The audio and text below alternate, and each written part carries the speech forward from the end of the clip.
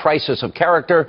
A White House Secret Service officer discloses his firsthand experience with Hillary, Bill, and how they operate. Gary Byrne details what the Clintons are like, far away from the public eye. Now, he has a lot to share, so let's get things started. Joining us now on an exclusive is former Secret Service officer Gary Byrne. How are you? Good to see you, sir. Thank you, Sean. You wanted to be a Secret Service officer your whole life. I did. Yeah, I did. And you got that coveted job right in front of the Oval Office. I did. It came true. Yeah, it was great. Pretty amazing. I know that the left is going to smear, slander, besmirch you. You're ready for that, right? Sure, I am. And it's already started. It's already started. Yeah. Before the book comes out. You know, Yes. I love how they smear you before they even know what you wrote. Yeah. I'm going to start at the end of the book, because Sure. you talk about why you wrote this book. You said, what I learned from the Clintons firsthand the hard way is important. In 2016, she's running again, and you felt compelled to tell the story because why? Let me ask that. Because I want Americans to know what the real Clinton administration is like. Mrs. Clinton is not a leader. She's a very, very angry person all the time. I've seen many instances that I talk about in my book, Crisis of Character, where she displays this holier-than-thou attitude, do as I say, not as I do. She's a dictator. She comes across as a dictator. I've seen her berate many people, and myself included. And I've never seen any example that would lead me to believe that she could lead this country. I mean, you know, you describe a woman that is very phony. In other words, you talk about how she'd tell you to go to hell, or tell another agent to go blank himself. Correct. And how she threw a Bible at a Secret Service officer or agent. Right? Yes, sir. Okay, and the vase story, which we'll get to in a minute. Right. But if the cameras were on, she was close to Bill, but it was manufactured. It was not real. Absolutely. Camera goes off, different person. Yeah. And if she had guests, she'd say, oh, he's my favorite Secret Service guy. Sure. She actually did that to me one time when she berated me about an hour before over something, and then introduced me to this tour from Arkansas, a group of people that were getting a special tour, and told them what a wonderful, I was her favorite officer, and patted me on the back, and almost to the point where, like, I almost believed her, but I knew what the truth was. Yeah. And I'd seen this behavior before. You said, and with Hillary Clinton's latest rise, I realized her own leadership style, volcanic, impulsive, enabled by sycophants, disdainful of the rules set for everyone else, has not changed a bit. A lot has been made about temperament. Yes. And the temperament of a president. Yes. You're describing someone by far that does not have control of her emotions or temperament. Yeah, she exhibits some very dangerous behavior, as I would describe it. She gets angry at things that are policy issues that, you know, take time to fix, and she's got this attitude where she wants things fixed right now, immediately. She screams and yells at people, and there's procedures. You know, government is very bogged down with rules and regulations, and so yeah, there's many examples that I cite in my book where she blows up at people. Like I said, she's blown up at me before, and agents and her staff. At one time, I saw her staff so afraid to tell her about a mistake that was made. They weren't upset about the waste of the mistake, ordering the wrong invitations. They were terrified that someone was going to have to tell Hillary Clinton that there was a mistake made. Oh, by the way, you're not the only one to say this. George Stephanopoulos, he described her as having a horrible temper. Dee Dee Myers is another person. Yeah. And you even quoted George, I know, in the book. Yes. And then you write, though portrayed as a long-suffering spouse of an unfaithful husband whose infidelities I personally observed, and we'll get to that in a minute, and know to be true, she was anything but a sympathetic victim. Correct.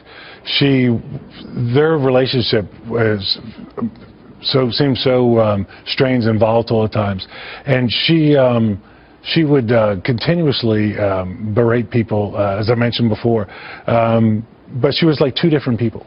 Again, she would be polite and nice to everybody when the cameras were on, and then when they were off, she was just cold, distant. Seconds later. Just almost instantly. I mean, that's what I've experienced quite a few times. Yeah. All right, you tell a couple of stories, and I think our audience would want to hear them. Sure. One story is the vase story. Sure. The other story is the blue glove story. Right. And I think they give some insight into what you saw on a regular basis. Sure. So the vase story is, I came in one morning to go to work early, came in, worked out, and then as I headed over to the post, I ran into house residence workers that were going home, and they said, oh, you better go over and see your buddy. We had a problem last night. So I went over to the mansion post on the ground floor, and I said, what's going on? And I heard something happen. They said, Mr. and Mrs. Clinton had this horrendous fight. It was so loud that the staff people on the ground had walked away, from the elevator shaft. The sound was coming down, and then they heard a crash. And then when it was investigated, they saw a broken vase on the floor. Now, this has been reported to be not true, and they reported it that a lamp was thrown. Well, a lamp wasn't thrown, a vase was. Now, the vase was on one side of the room, right, and broken on the other side of the room. Right. The vase was sat on a long oblong table that was on the in the so it didn't fall. Yeah, I doubt it. Yeah. So it looked like it had been launched and it was shattered. And then the reason I know this is true is because when I heard the story, after I heard it, having worked at the White House and know how the White House works, I knew if something like that had happened where the debris would be. So I walked down to the curator's office and looked inside the curator's office, and there was a cardboard box with the mostly blue and some white on it, vase. Yeah. So I knew it was true. Yeah. Tell us a story about the blue glove. So the blue glove incident. You're talking about like medical gloves. Right. The uniform division officers are required to wear these gloves, and for everybody. Yeah, when you're searching people. Right. And Congressman Barney Frank came in with some representatives, and as they were putting the gloves on, and Congressman Frank asked why they were wearing the gloves, and he said, the officer said, why do you think? And so they felt like the uniform division was being rude to them. So when they got into the mansion, they started complaining about it. And when it got to Mrs. Clinton, she pretty much came unglued. I actually got phone calls from my coworkers over there who told me the story and said she was on her way over to the Oval Office, that she was furious. You tell that it ended up that she literally went down to the Oval Office to see Bill Clinton. Yes. Wanting all the agents fired. All the uniform division officers. All the uniform division officers fired. Yes. They were always against us from the beginning because they had worked for former President George H.W. Bush. Right. She was paranoid about us, and for no reason. I know it sounds silly for me to say this now because I'm talking about it, but we're incredibly loyal to them. And many times, as I detail in my book, Curses of Character, I tried to help them. I tried to do the right thing for them and hide some of this stuff, but you couldn't help them. It's this perpetual scandal, one after the other. It's like you can't help them help themselves. Yeah. And this temper issue of hers was not uncommon. This was a regular, you described somebody that has almost on a daily basis. Sure. Maybe a daily basis, not so much, but certainly a lot. I saw it so much that I became numb to it almost. And I always go back to what I was told by a sheriff from Arkansas one time. And we were debating whether they would get elected. This is before they started running. I was down there on a protection detail for former President George Herbert Walker Bush. And the guy said, let me tell you something about these people, Gary. I've known them for years. Everything you hear about them is true, and if they run for office, they'll get elected, and they'll be there for 8 years. Yeah. And he wasn't just, he was serious as a heart attack. He almost looked right through me. And he knew these people deep, well. Yeah. So it's just the same thing that we heard about in Arkansas, all these rumors, it became true at the White House. And would these fights be something common knowledge? Everybody knew there was a lot of fighting. Look, I know we did a pretty good job of hiding it. We helped them hide it. That's our job in this. So you helped them also hide his infidelity. Well, yeah, I did. I did. At one time when the Navy steward came and was complaining to me near the Oval Office that he had found these towels that were stained with lipstick and other and some fluids, that he was concerned and that he was tired of cleaning up after the president's affair. And in two particular cases, one particular case, I actually took the towels from him, Sean, and put them in a plastic bag, and I destroyed them. I want to get back to that in a second here, but you describe her as dangerous, abusive, and paranoid. Yes. Yes, one of the first things when they first came to the White House, about 2 years before they got there, the Bush administration put in this brand new state-of-the-art telephone system. Well, when they came in, they wanted to change because they thought the Bush administration... Bushes bugged them? Right. Yeah, that's kind of paranoid. Yeah, and it sounds so crazy when you think about it.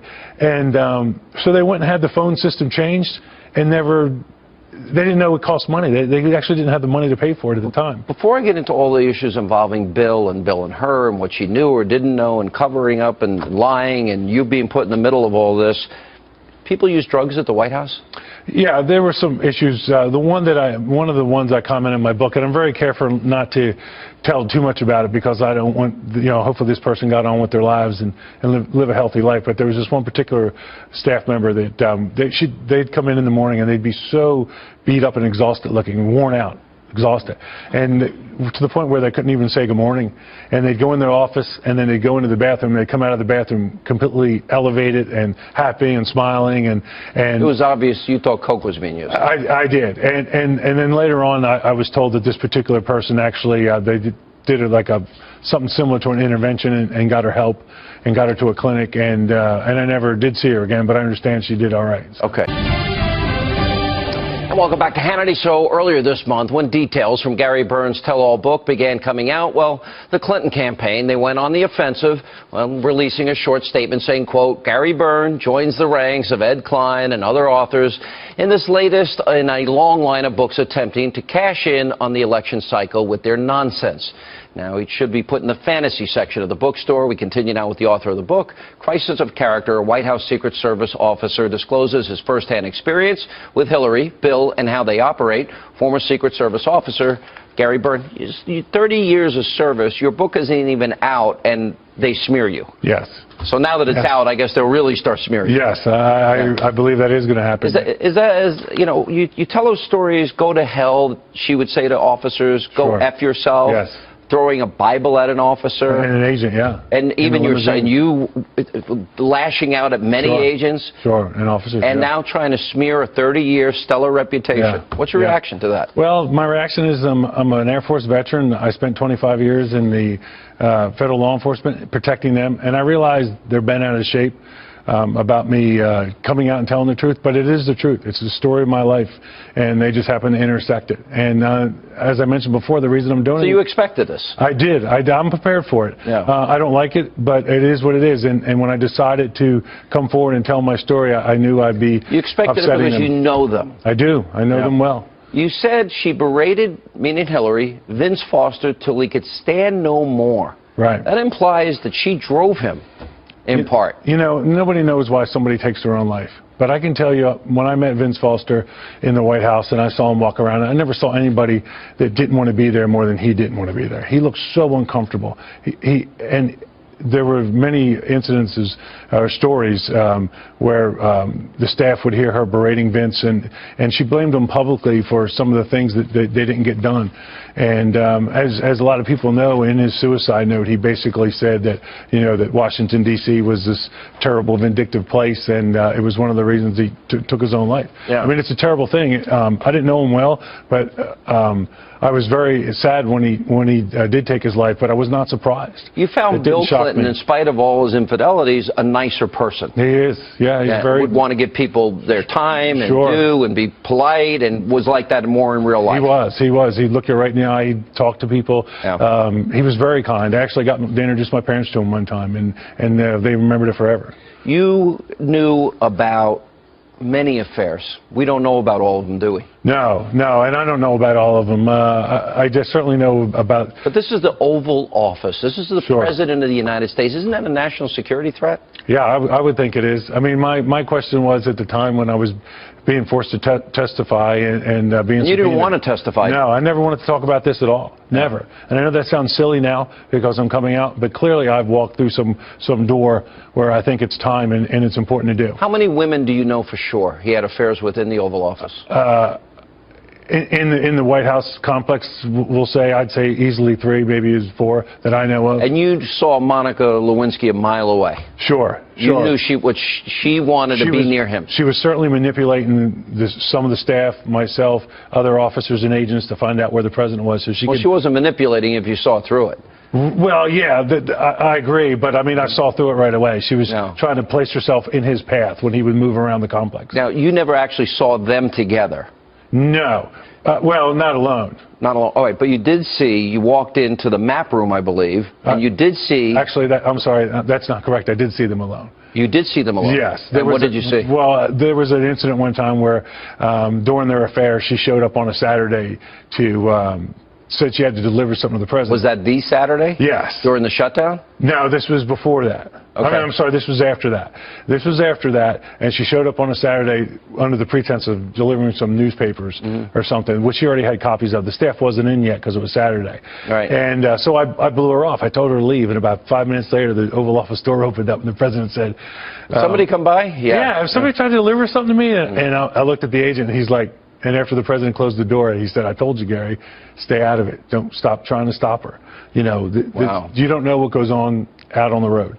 So out on the road. So in other words, he was telling you that this is nothing. Right. That was yes, exactly. That's what he was telling me. So you knew that something was going on there, right. but you actually walked into the map room and saw the president with former presidential candidate Vice President Mondale. Yeah. And with his daughter. Yeah, with his daughter. Yeah, so I stopped by on the way from the East Wing to the West Wing to say hi to a friend, and one of the Navy stewards walked up with a shirt for the president, and the president was waiting in the map room for him, and the steward opened the door to walk in the map room, and he was looking back at us and not into the room. And when he opened the door, the president was standing there with Eleanor Mondale, and they were like teenagers, you know, standing up, locked, making out, and they didn't even look up at us. They never saw us. You knowingly had a situation where, how do I say this delicately, you got rid of evidence. Let's put it that way. I did. But it wasn't subpoenaed. It was not illegal what you did. Right. This was before we knew there was an investigation going on. And I was trying to help the president. I was trying to protect him from more scandal and embarrassment. And the steward came up with some towels that had lipstick on them, and then another time with stuff that is, you know, bodily fluids from a male, yes, and thank you. And I'm trying to help you out here. But, I'm trying to help my TV audience out here more. Yeah, I'm trying to keep it PG. Yeah. So, so the steward was highly distraught over this, and he complained that it had happened before. So I took a plastic bag and I had him thrown into it, throw the towels in there, and I think it's a little unfair to leave that for somebody else, don't you? Yeah, but based on what I've seen before, they don't think about that. They just do whatever they want to do. Was it common knowledge this president was doing all this? Did you think she knew, Hillary? I do now. I mean, I can't tell you when I decided that she knew and accepted it, and that was the way it was, and then once in a while she'd blow up over it. But like when the Monica story came out, my feeling at the time was that she wasn't upset about the breach of their marriage. She was upset because he dented the Clinton brand again. He made them look bad again. Yeah, and so it was more about image again. But when you've heard those stories of Kathleen Willey, Paula Jones, Juanita Broderick. Yeah, yeah. Well, you know, after I saw their stories, after I had worked there for a while, I will tell you that my gut feeling is they're all telling the truth. I mean, you can't act like that. I mean, he's been acting like that his whole life. And I do believe, especially Kathleen... But if everybody... How did he possibly keep it contained? Did he not know that as the president? He doesn't, and he doesn't seem to care. He just keeps behaving in that odd...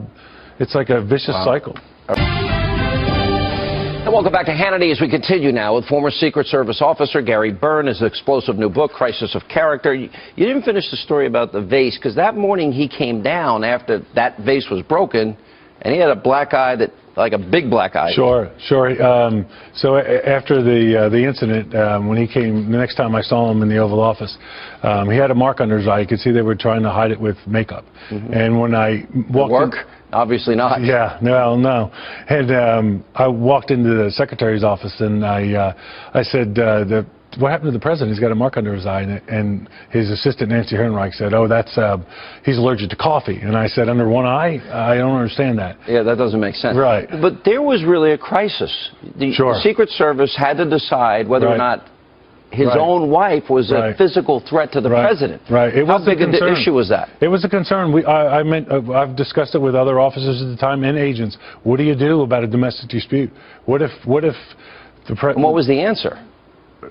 Each situation is different. You know, you have to protect the president, the protectee, and you have to protect the first lady. But you know, if he gets caught with some woman and she goes ballistic, then what happens? So you were you were like the doorkeeper. Pretty much. You were the guy in front of the Oval Office door. Yeah. If somebody got in to see the president, they had to go through you. Pretty much. Okay. Me or the other. There were 6 officers. How often would you know that person was there for another reason, to be with the president in a romantic way? So the way it worked would be like if I came up and relieved somebody on post, the officer that I'm relieving is going to say, hey, you know, he's in there with Lewinsky or whoever, and you know, they've been in there a while. Just a heads up. So it wasn't like we were gossiping. You have to pass this stuff on. Right. You don't want to blindside your coworker.